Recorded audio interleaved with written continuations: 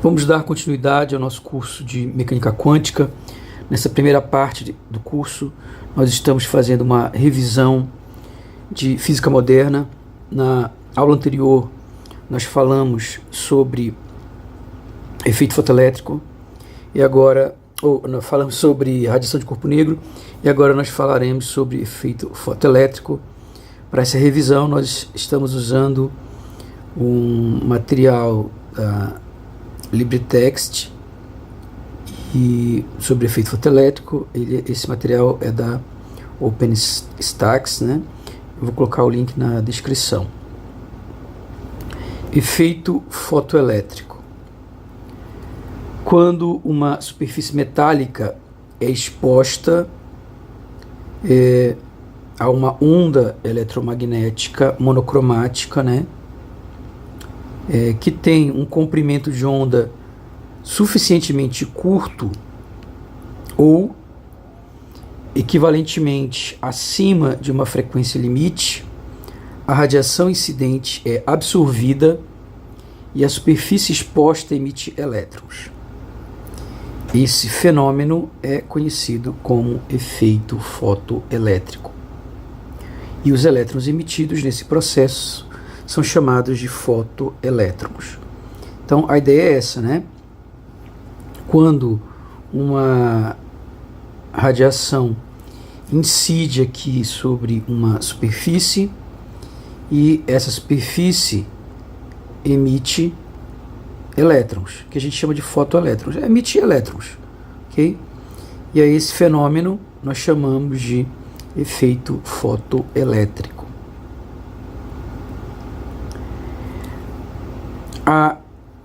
E aí, como ele falou, essa onda precisa ter um comprimento de onda suficientemente curto, ou seja, o comprimento de onda tem que ser menor do que um comprimento de onda limiar. Ou, se eu for falar em termos da frequência, né, a frequência da onda deve ser maior do que uma frequência limiar, ok?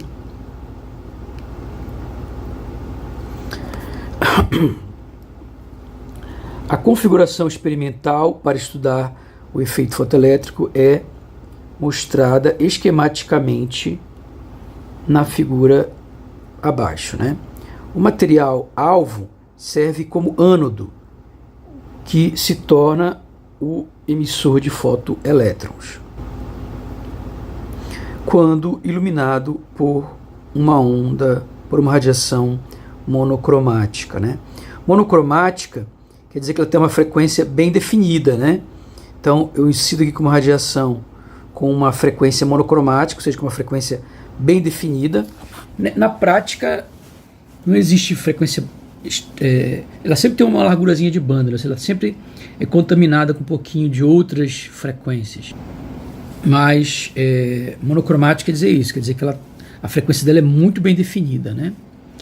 E aí, como ele explica, né, quando ela atinge esse material alvo, se essa frequência for maior do que a frequência de limiar, ela emite elétrons, que a gente chama de fotoelétrons, e esse material de onde os elétrons são emitidos é o nosso ânodo, né, do nosso circuito. Ok, chamamos esse eletrodo de fotoeletrodo. Então o ânodo é o fotoeletrodo, é onde os fotoelétrons são emitidos. Os fotoelétrons, vou colocar a questão de verde aqui.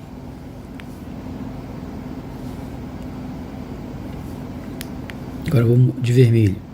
Os fotoelétrons são coletados no cátodo, que é mantido a um potencial mais baixo em relação ao ânodo. Então, esses elétrons, né, vão ser emitidos e vão chegar aqui no cátodo, né? A diferença de potencial entre os eletrodos pode ser aumentada ou diminuída, ou sua polaridade pode ser invertida, dependendo do que você quer analisar, né? Os eletrodos são encerrados em um tubo de vidro evacuado, ou seja, aqui dentro tem vácuo, né? De modo que os fotoelétrons não percam sua energia cinética em colisões. Por que a gente cria um vácuo aqui? Para que os fotoelétrons não colidam, né, com átomos e percam energia. Colisões com moléculas de ar no espaço entre os eletrodos. Então, para que os elétrons não colidam com os átomos de ar, com as moléculas de ar, né, as moléculas de ar, a gente cria um vácuo aqui. Ok. Então, esse aqui é o circuitozinho, né? Então, a radiação incide, os fotoelétrons são emitidos do ânodo para o cátodo, e aqui você tem, né, um amperímetro, um voltímetro, aqui uma resistência variável, né? E aqui uma bateria alimentando esse circuito. Vamos dar sequência. Quando o material alvo não está exposto à radiação, nenhuma corrente é registrada, né? Nenhuma corrente é registrada no circuito, porque o circuito está interrompido. Observe que há um espaço entre os eletrodos. Ok? Então, aqui não vai passar corrente, né? Aqui simplesmente os eletrodos estão isolados, né? Aqui o eletrodo que tem vácuo, os elétrons não vão passar por aí, né? Então, se eu não tenho radiação, não tem corrente circulando. Mas no momento que incide radiação aqui, eu ejeto elétrons aqui para cá e eu fecho a corrente no circuito.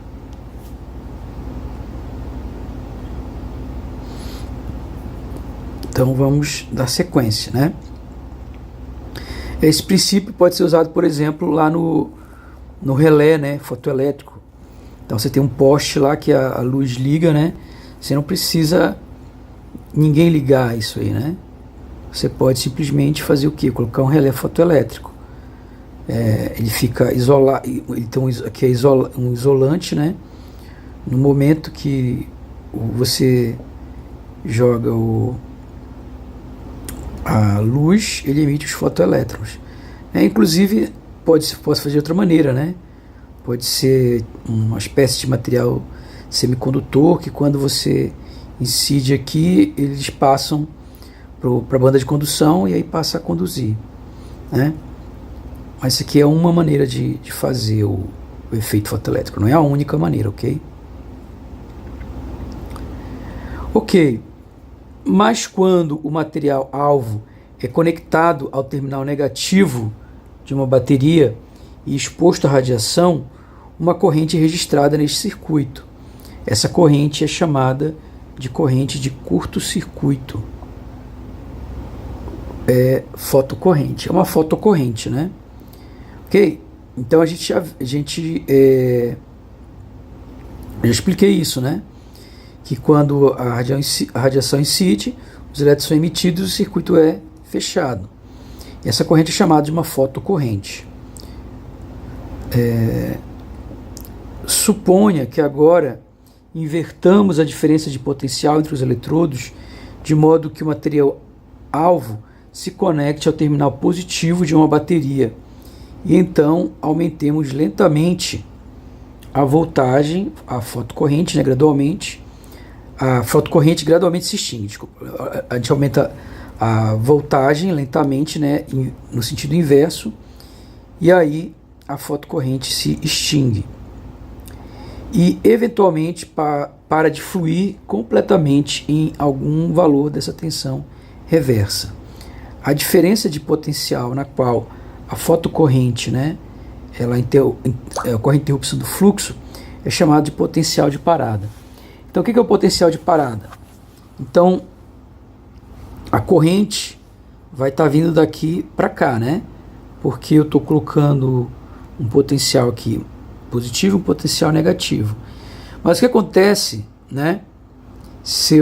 Como ele fala, né? Ele coloca aqui um potencial maior e um potencial menor. Mas ele pode inverter isso aí, né?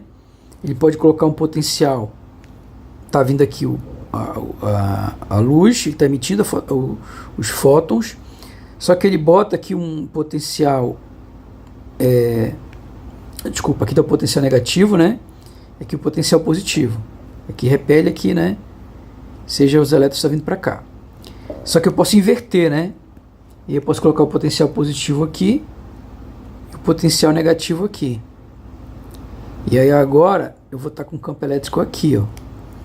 Só que o campo elétrico, ele vai, ou seja, eu tenho agora um potencial que vai estar freando os fotoelétrons, né? Então eu tenho um potencial. Qual é o trabalho que o potencial realiza sobre um elétron aqui? O potencial, né, eu tenho uma diferença de potencial daqui para cá, e esse cara tem uma carga. O trabalho que eu realizo é V, né? Então, quando é que ele vai frear? Quando ele for igual à energia cinética do elétron. Se não teve nenhuma perda, quem vai ser a energia cinética do elétron? A energia cinética do elétron, ela vai ser a energia que o fóton trouxe, né? Então o que acontece, na verdade, é assim, ó. O fenômeno que acontece é uma interação entre um fóton e um elétron. Então isso foi o Einstein que percebeu, né? Então o fóton é uma partícula, ele tem uma energia que é H cortado ômega, e aí essa energia dele é transferida aqui, ele é absorvida pelo elétron, né? E o elétron precisa de uma energia para se livrar do material, que é a chamada função trabalho. Deixa eu ver a letra que ele usa aqui.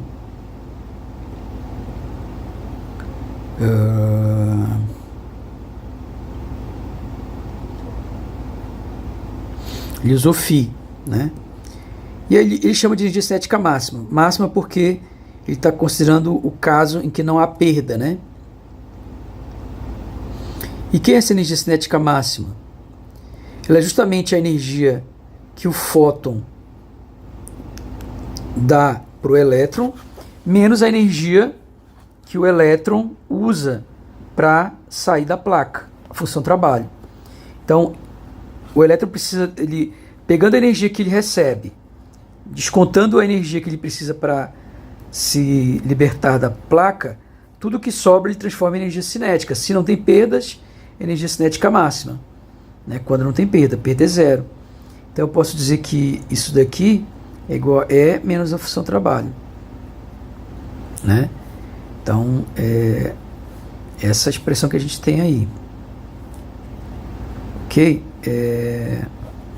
E quem é essa energia aí? A energia é H cortado ômega, né? Então esse é o potencial de parada, né? Se vê aí o potencial de parada, então H cortado ômega menos a função trabalho sobre a carga elementar. Ok. Além disso, aqui já dá para ver uma coisa.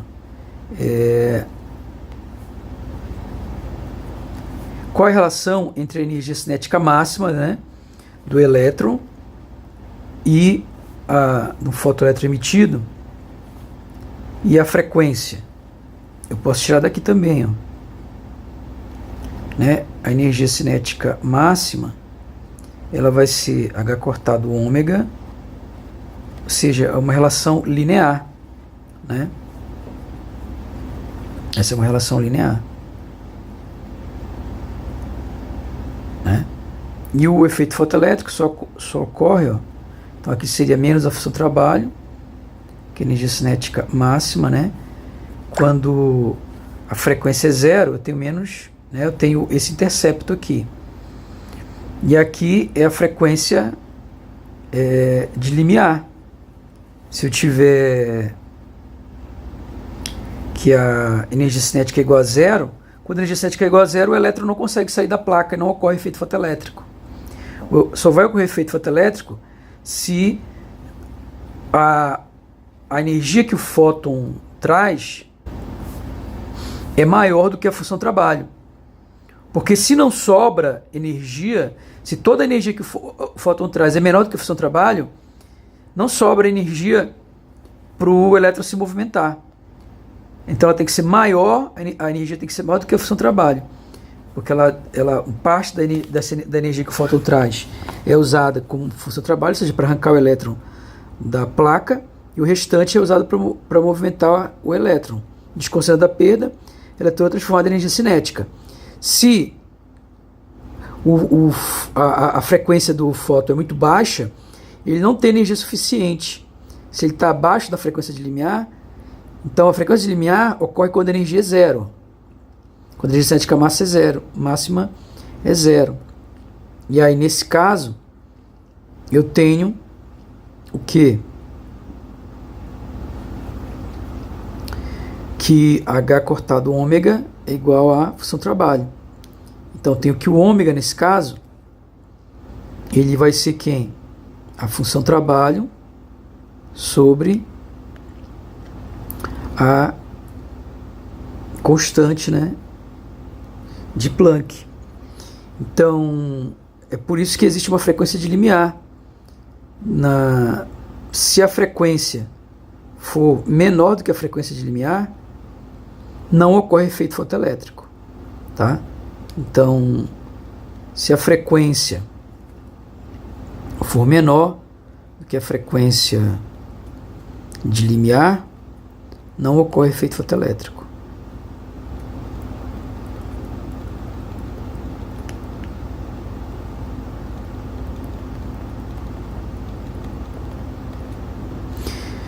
E aí, essa curva aqui foi prevista pelo Einstein, né? O Einstein publica esse trabalho em 1905 e o Millikan queria derrubar o Einstein, né? O Millikan, esse cara tá falando aí negócio de partícula, que a luz é partícula.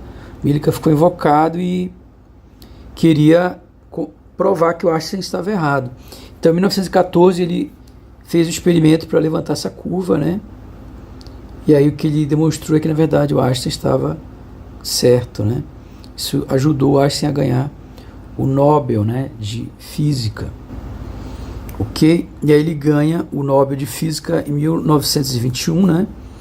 E esse trabalho do Millikan, comprovando que estava correto, né? Que foi em 1914, ajudou bastante para isso, né? Então o Millikan queria derrubar o Einstein, acabou ajudando ele a ganhar o Nobel, né? Ok, características do efeito fotoelétrico. O efeito fotoelétrico possui 3 características importantes que não podem ser explicadas pela física clássica. Então, tem 3 coisas que a física clássica não explica aí, né? A ausência de um tempo de atraso. Eu vou ler, depois eu explico, tá? 2. A independência da energia cinética dos fotoelétrons em relação à intensidade da radiação incidente, né? Então, não tem tempo de retardo ou de atraso, deveria ter.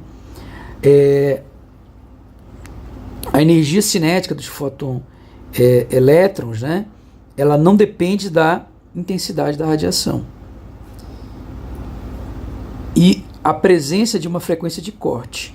Então, essas 3 coisas não fazem sentido do ponto de vista da física clássica. Então, vamos falar da ausência de tempo de atraso. Quando a radiação atinge um material alvo no eletrodo, os elétrons são emitidos quase instantaneamente, mesmo em intensidade muito baixa de radiação incidente. Essa ausência de atraso contradiz nossa compreensão baseada na física clássica. A física clássica prevê que, para a radiação de baixa energia, levaria um tempo considerável para que os elétrons irradiados adquirissem energia suficiente para deixar a superfície do eletrodo. No entanto, esse acúmulo de energia não é observado, né? Então, a ideia é que, uma vez que ocorre efeito fotoelétrico, se eu tenho uma intensidade de radiação baixa, os elétrons vão acumulando energia lentamente até serem emitidos. Então isso gasta um tempo, existe um tempo de retardo. Mas esse tempo de retardo não é observado. Você pode colocar um feixe de luz fraco ou um feixe de luz intenso e o tempo para que ocorra efeito fotoelétrico é o mesmo. Isso não faz diferença nenhuma. Então mostra que mostra aí uma contradição, né, com o que a física clássica prevê. Outra contradição com a física clássica: a intensidade da radiação incidente e a energia cinética dos fotoelétrons. Então, as curvas experimentais típicas são mostradas na figura 632, em que a fotocorrente é representada graficamente em função da diferença de potencial aplicada entre os eletrodos. Para uma diferença de potencial positiva, a corrente cresce continuamente até atingir um platô.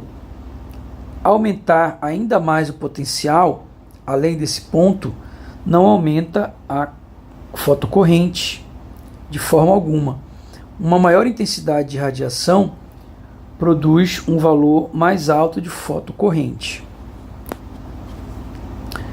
Para a diferença de potencial negativa, à medida que o valor absoluto da diferença de potencial aumenta, o valor da fotocorrente diminui e se torna zero no potencial de parada.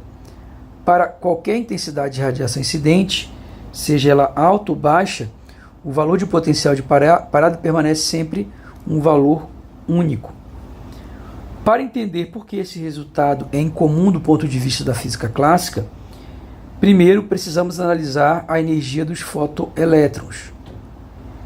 O fotoelétron que sai da superfície possui energia cinética K. Ela obteve essa energia da onda eletromagnética. O fotoelétron obteve essa energia da onda eletromagnética incidente. No espaço entre os eletrodos, um fotoelétron no potencial elétrico E e sua carga mudam na quantidade Q ΔV, onde ΔV é a diferença de potencial e Q é igual a menos E. Como não há forças externas presentes além da força elétrica, aplicando o teorema do trabalho de energia cinética, obtemos o balanço energético.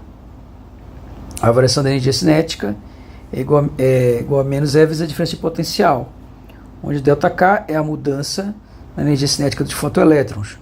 Quando o potencial de parada menos ΔK é aplicado, o fotoelétron perde sua energia cinética inicial e entra em repouso. Assim, seu balanço energético se torna 0 menos K menos E menos delta é igual a zero.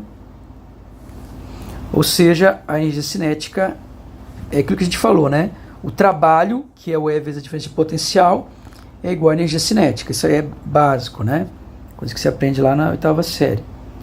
Na presença de potencial de parada, a maior energia cinética que um fotoelétron pode ter é sua energia cinética inicial, que possui na superfície do fotoeletrodo. Portanto, a maior energia cinética dos fotoelétrons pode ser medida diretamente através da medição do potencial de parada, né?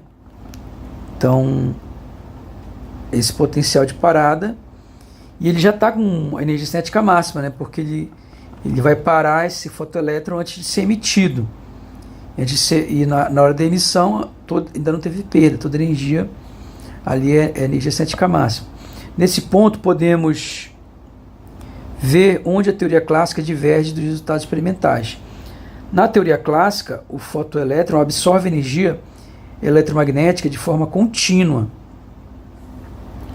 Isso significa que quando a radiação incidente tem alta intensidade, a energia cinética da equação espera-se que seja alta. Da mesma forma, quando a radiação tem baixa intensidade, espera-se que a energia cinética seja baixa. Mas o experimento mostra que a energia cinética máxima dos fotoelétrons é independente da intensidade da luz, né? Ou seja, o que se espera que quando eu tivesse uma intensidade maior, a energia cinética, isso no caso clássico, é que se espera, né? Bom, eu tenho uma radiação mais intensa incidindo. Logo, a energia cinética dos fotoelétrons é maior, estão acumulando mais energia.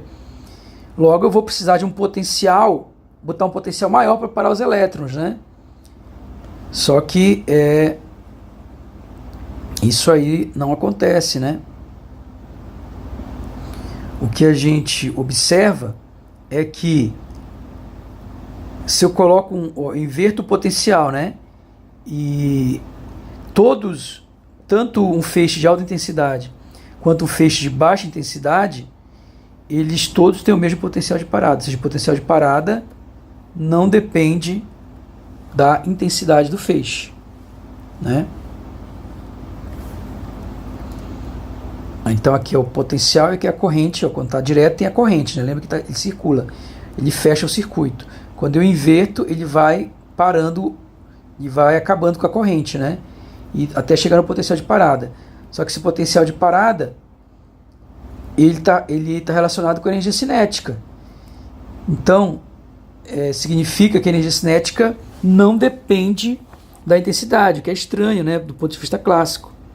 Se espera que um feixe mais intenso, eles deveriam estar acumulando mais energia e deveriam ser emitidos com uma energia cinética maior. Isso não acontece. Porque a gente já viu que Porque a gente já viu o que acontece na verdade, né? O que acontece é que você tem um elétron lá na superfície e esse elétron, você tem um fóton atinge esse elétron. E esse fóton, ele traz uma energia H cortado do ômega. Se essa energia que ele traz for suficiente, se ela for maior do que a função trabalho, ou seja, a energia necessária para arrancar o elétron do material, vai ocorrer efeito fotoelétrico. E quem vai ser a energia cinética máxima? Ela simplesmente vai ser a energia que o fóton traz menos a função trabalho. Então ela não depende da intensidade, ela só depende da frequência, né? Porque ela só depende da energia do fóton. E a energia do fóton só depende da frequência da radiação, não depende da intensidade. Ok? Então você só consegue explicar isso usando essa ideia de que que a luz é formada por partículas que são os fótons. Quem falou isso a primeira vez foi o Einstein, né? Bom, a presença de uma frequência de corte. Para qualquer superfície metálica, existe uma frequência mínima. Para qualquer superfície metálica, existe uma frequência mínima de radiação incidente, abaixo da qual não ocorre fotocorrente. Aquilo que a gente acabou de falar, né? O valor dessa frequência de corte para o efeito fotoelétrico é uma propriedade física do metal. Materiais diferentes têm valores diferentes de frequência de corte. Os dados experimentais mostram uma tendência linear típica. A energia cinética dos fóton-elétrons na superfície cresce linearmente com o aumento da frequência da radiação incidente. Medições para todas as superfícies metálicas resultam em gráficos lineares com uma única inclinação. Ok? Então, esse gráfico que a gente vai ter aqui, né? Esse gráfico. Ok? E a inclinação sempre é a mesma aqui, ó. É sempre o mesmo ângulo. Por quê? Porque a tangente dessa inclinação é o coeficiente angular. Tem aqui um θ. A tangente aqui desse ângulo, que no caso é a inclinação, é constante de Planck. Então, ela sempre é a mesma. Ok? E a energia cinética máxima, ela cresce linearmente e existe uma frequência de corte, como a gente viu, né? Então aqui vai existir uma frequência de corte. O que pela física clássica não faz sentido. Porque por menor que seja a energia, ela pode ser acumulada, a energia vai aumentando, aumentando, aumentando, até que o elétron deveria ser emitido. Então, o fato de ter uma frequência de corte, isso vai de encontro com o que diz a teoria clássica, né? Não vai ao encontro, vai de encontro, ok? Nenhum desses fenômenos observados está de acordo com a compreensão clássica da natureza. Segundo a descrição clássica, a energia cinética dos fotoelétrons não deveria depender da frequência da radiação incidente. Não deveria haver interação entre os fotoelétrons e a energia cinética dos elétrons na superfície. Em vez disso, na visão clássica, os elétrons recebem energia da onda eletromagnética incidente de forma contínua, e a quantidade de energia que recebem depende apenas da intensidade da luz incidente e nada mais. Assim, na compreensão clássica, enquanto a luz estiver brilhando, os elétrons continuarão recebendo energia e deve ocorrer o efeito fotoelétrico, né? Mas não ocorre. Então mostra que essa visão, né? Então não deveria existir frequência de corte, porque o que deve acontecer é que para qualquer frequência, se a frequência fosse mesmo baixa, eu vou acumulando energia e, né? Então isso deve depender só da intensidade da radiação, que é isso que vai fazer acumular energia e os elétrons serem emitidos.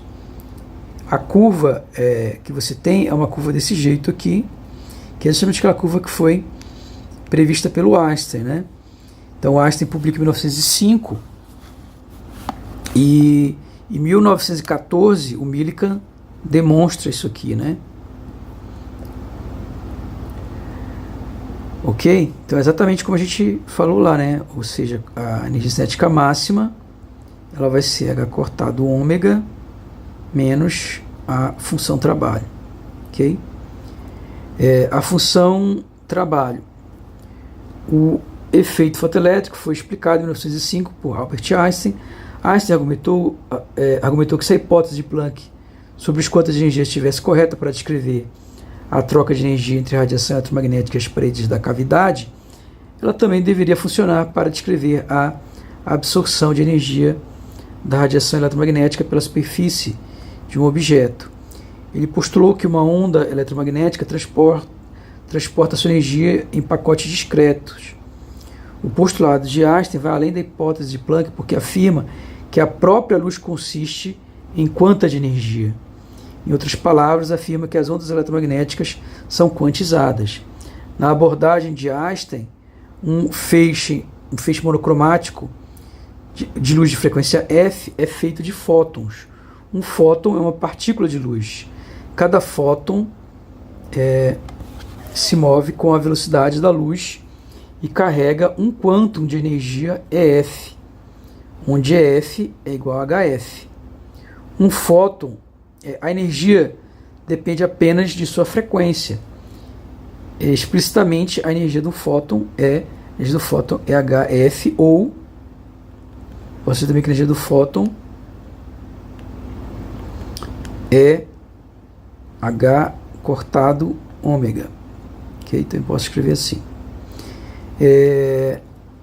Onde H é a constante de Planck. No efeito fotoelétrico, os fótons chegam à superfície do metal e cada fóton toda a sua energia para um elétron na superfície do metal. Então é isso. O fóton chega e ele transfere, né, toda a sua energia para um elétron da superfície do metal. Essa transferência de energia do fóton para os elétrons é do tipo tudo ou nada. E não existem transferências fracionárias, ou seja, ou ele transfere toda a energia ou não transfere, né? Em que um elétron seja transferido. O fóton perderia apenas parte de sua energia e sobreviveria. A ausência de um fenômeno quântico em que um fóton transfere toda a sua energia e deixa de existir, ou não há transferência alguma. Isso contrasta com a visão clássica, onde transferências fracionárias de energia são permitidas, né? Ou seja, no caso clássico, a onda ela pode transmitir a radiação eletromagnética, pode transferir qualquer quantidade de energia para o elétron. Não existe, né, um quanto, não existe uma quantidade mínima, né? Ela pode transferir qualquer quantidade de energia. Então aí isso muda tudo, né?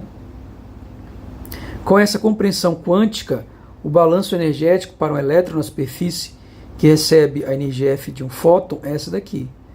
Ou seja, a energia que o fóton traz, em parte é usada para arrancar o fotoelétron, é usada como função trabalho, né? É usada para arrancar o elétron do material, da superfície, e uma parte é usada como energia cinética do fóton, onde a energia cinética máxima é a energia cinética dada pela equação que o elétron possui no exato instante em que ele se desprende da superfície. Nesse exato instante ele ainda não perdeu nenhuma energia, por isso que a energia cinética é máxima. Nessa equação de balanço energético, a função trabalho é a energia necessária para separar um fotoelétron da superfície. Essa energia Φ é chamada de função trabalho do metal. Cada metal tem suas características, função de trabalho conforme ilustrado na tabela. Para obter a energia cinética dos fotoelétrons na superfície, basta inverter a equação do balanço de energia e usar a equação para expressar a energia do fóton absorvido. Isso nos dá a expressão para a energia cinética dos fotoelétrons, que depende explicitamente da frequência da radiação incidente. Então, essa aqui é a expressão da energia cinética máxima, né, que o Einstein mostrou, que o Einstein conjecturou e que foi demonstrada experimentalmente anos depois, né? Ela foi publicada em 1905 pelo Einstein e foi demonstrada experimentalmente em 1914 pelo Millikan. Podemos elaborar sobre o significado físico por trás dessa equação. Bom, e aí tem a função de trabalho de alguns materiais, né? Então, alumínio, chumbo, zinco. Você vê que é da ordem aí de algumas unidades de eletronvolts, né? Então, a função trabalho dos materiais, elas são de algumas unidades de eletronvolts, tá? A energia necessária para arrancar o elétron do material, uma superfície de material, ela é da ordem de algumas unidades de eletronvolts, né? Na interpretação de Einstein, as interações ocorrem entre elétrons e fótons individuais. Então, um fóton interagindo com um elétron da superfície, é isso. A ausência de um intervalo de tempo significa que essas interações individuais acontecem instantaneamente. O fóton vai lá e colide com aquele elétron, é algo instantâneo. Não tem esse negócio de ter radiação acumulando energia, né? Pouquinho, até como não existe isso.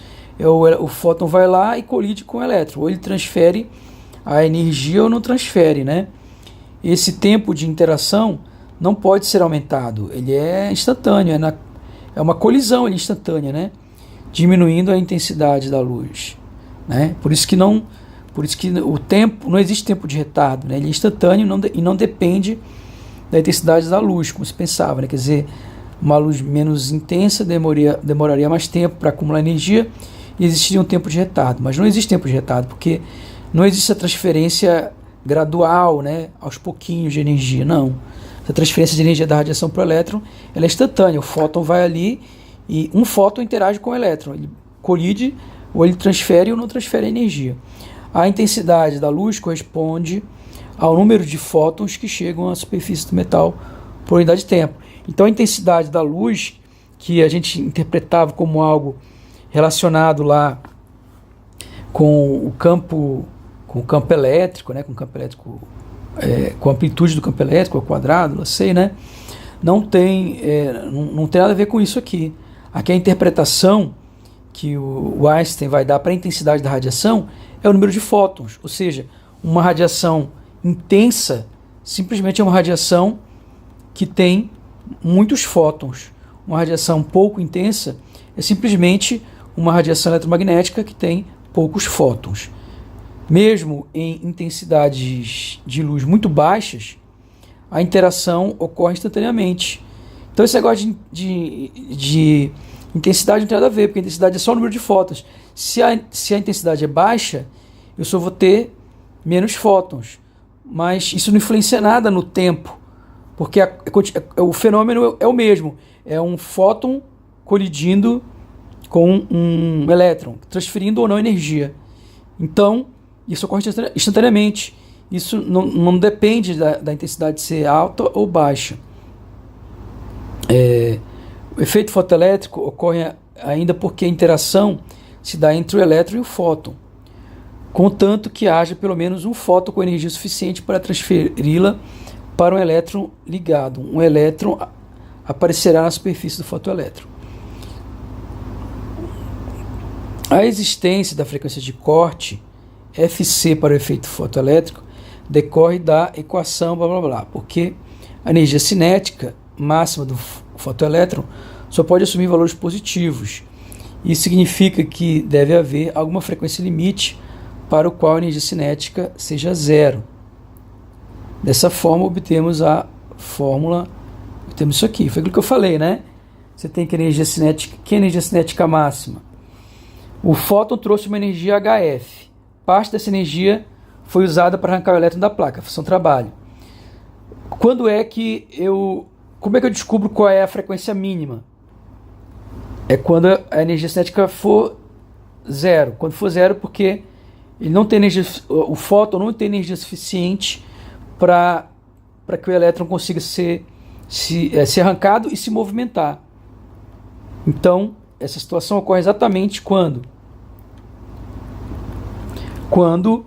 a frequência for igual à função trabalho sobre a constante de Planck. Aqui, desculpa, não é a constante de Planck mesmo, essa é a constante de Planck reduzida. Ou, se eu quisesse falar de uma frequência de corte em termos de ômega, seria φ sobre h cortado. Ok? Então, essa frequência de corte é uma frequência abaixo da qual não ocorre efeito fotoelétrico. O efeito fotoelétrico só ocorre para frequências maiores do que a frequência de corte. E isso só se explica pela física quântica, né? Frequência de corte depende apenas da função de trabalho do metal e é diretamente proporcional a ele. Quando a função de trabalho é grande, quando os elétrons estão ligados rapidamente à superfície do metal, a energia do limiar deve ser grande para produzir um fotoelétron. E então a frequência limite correspondente é alta. Fótons com frequências maiores que a frequência limite sempre produzem fotoelétrons, porque eles têm energia cinética máxima positiva, ou seja, eles têm energia para tirar o fotoelétron da placa, a função de trabalho, e ainda sobra energia para mover o elétron. Fótons com frequências menores do que Fc não possuem energia suficiente para produzir fotoelétrons. Portanto, quando a radiação incidente tem uma frequência abaixo da frequência de corte, o efeito fotoelétrico não é observado, porque a frequência F e comprimento de onda lambda, as ondas eletromagnéticas estão relacionadas pela relação lambda F igual a C, onde C é a velocidade da luz no vácuo, e a frequência de corte tem seu correspondente comprimento de onda. Então, quem é o comprimento de onda? Lambda vezes F é igual a C, né? Então, quer dizer que o lambda de corte é C sobre a frequência de corte. Então, vai ficar C sobre a frequência de corte e a função de trabalho sobre H. Então, quer dizer que o comprimento de onda de corte é HC sobre a função de trabalho.